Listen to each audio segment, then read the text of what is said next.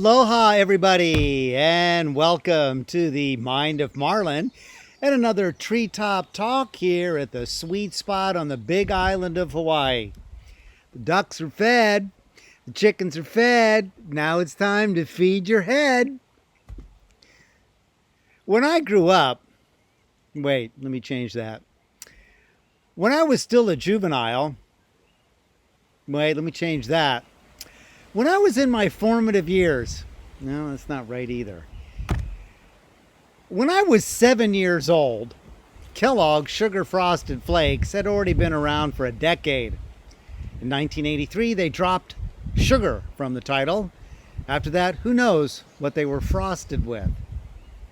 But the oldest cereal ever created in the world was granola. It was first poured into a bowl in 1863. It came in a tin and was undoubtedly recycled to keep sewing notions or tobacco. In 1879, Wheatina came around, which is still available, and was forced on me as a child, and here spoken about in the movie The Matrix, but they were referring it as tasty wheat. I can assure you, it wasn't tasty. Well, it might not be widely recognized cereal today, but it is one of the oldest continuously manufactured cereals dating back to the 19th century. The cereal was created by George H. Hoyt, and it was the first cereal to be packaged in a box. At the time, most cereals were kept in large barrels at the grocery store and scooped out by the pound for customers. In 1881, granola came along, to which one person once said, LA is like a bowl of granola. What is in fruits and nuts is flakes. 1889, Petty John's breakfast food. And as far as eating oats and being bilious, well, look at this fellow. With those rosy cheeks and good tempers, maybe the Quaker Oat man, who was really William Penn, was eating it on the side when his boss wasn't looking. Quaker Oats, despite their label, does contain something other than whole rolled oats. Namely, it contains glyphosate. Glyphosate is not natural or 100% natural. Glyphosate is a synthetic biocide and probable human carcinogen, which additional health dangers are rapidly becoming known. But back to our cereals. 1890, shredded wheat, a favorite even today, considering that it was a precursor of shredded documents, which helps you cover your ass and fortify your capacity for dubious deeds. Then in 1895, Granuse Flakes, a cereal that not only enriched the blood, but had a target audience of vampires. In 1897, Vito's, which could have been named to entice Italian Americans to eat it. 1897, Grape Nuts. It took years to learn that grapes actually had nuts, so every time you have a bite of them, think of all the castrated grapes out there. In 1898, Kellogg's Corn Flakes. What can be more wholesome than this image? And then in 1901, Force was created and was called that because it's what it took to get your kid to eat it. Later, it went on to become an all-encompassing energy that bound the universe together and aided Luke Skywalker in overcoming an evil empire. So clearly, it was fortified.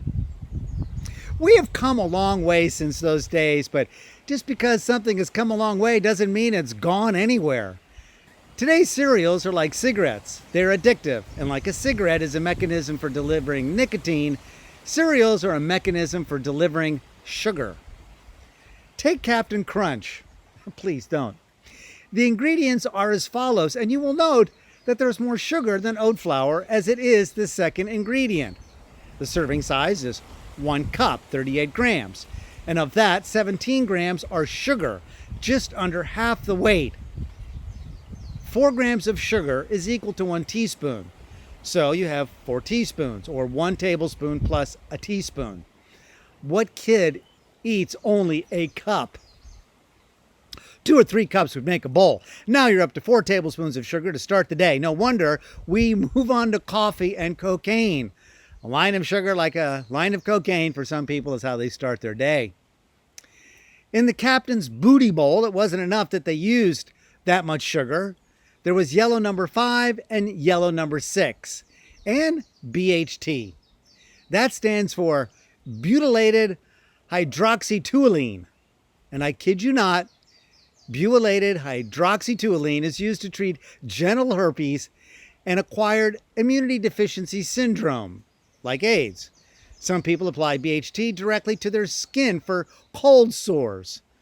So remember, kids and adults, if you have herpes breakout, rub Captain Crunch on it, as this blue man did. Let's take a look at yellow number 5. We never knew why yellow numbers 1 through 4 are never seen. Perhaps they're buried in the backyard at the FDA. Yellow number 5 is an artificial food color, or AFC, that was approved for use in foods in 1969 by the FDA, which we consider a trusted source. Its purpose is to make foods, particularly high-processed foods like candy, soda, and breakfast cereals, appear more fresh and flavorful and appetizing. We have to imagine what these things would have looked like without it, because food companies aren't going to show us. Between 1969 and 1994, the FDA also approved yellow number 5 for the following uses: drugs taken by mouth, topical medications, cosmetics, eye area treatments. Because we want our tropical medications and cosmetics to look more flavorful and appetizing, should we insist on having labels on our eyeshadow not to be confused with foods like peanut butter, Nutella, or pate?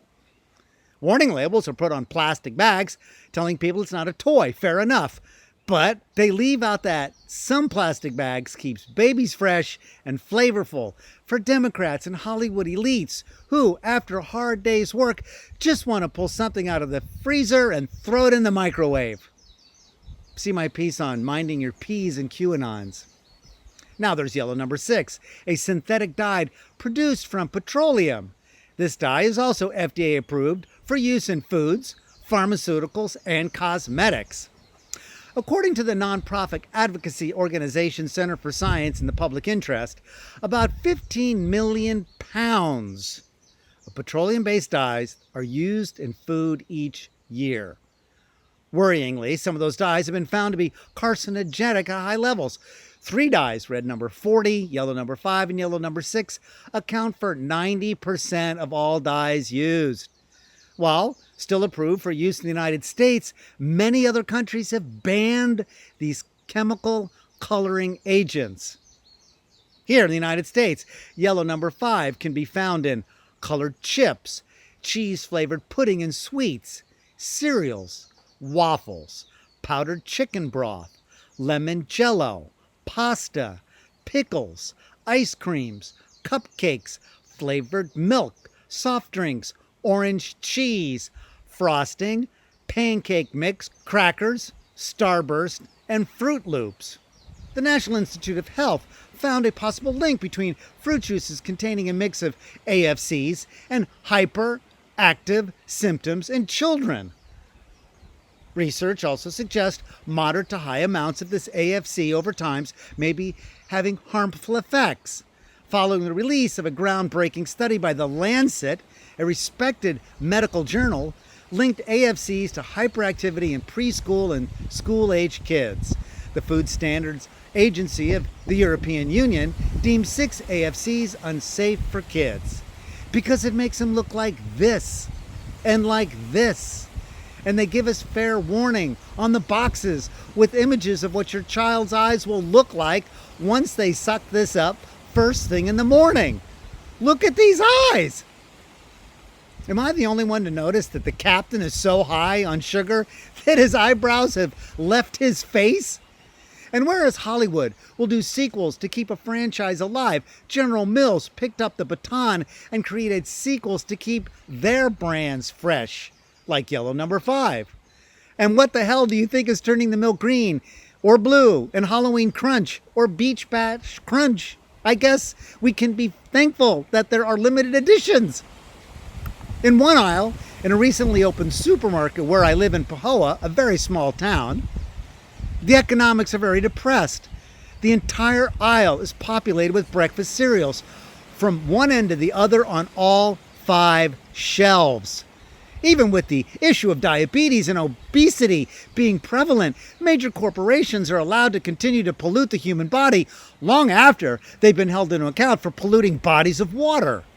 Ireland would not allow Subway to call their buns bread because it contained too much sugar.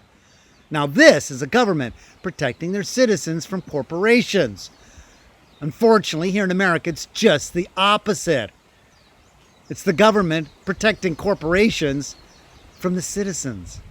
So anytime you have an inclination to purchase something that looks like this, remember, don't swallow everything you read, but for your own health, read everything you're going to swallow. Hey, thanks a lot for tuning in. We appreciate it. Aloha, everybody, and we'll see you next time.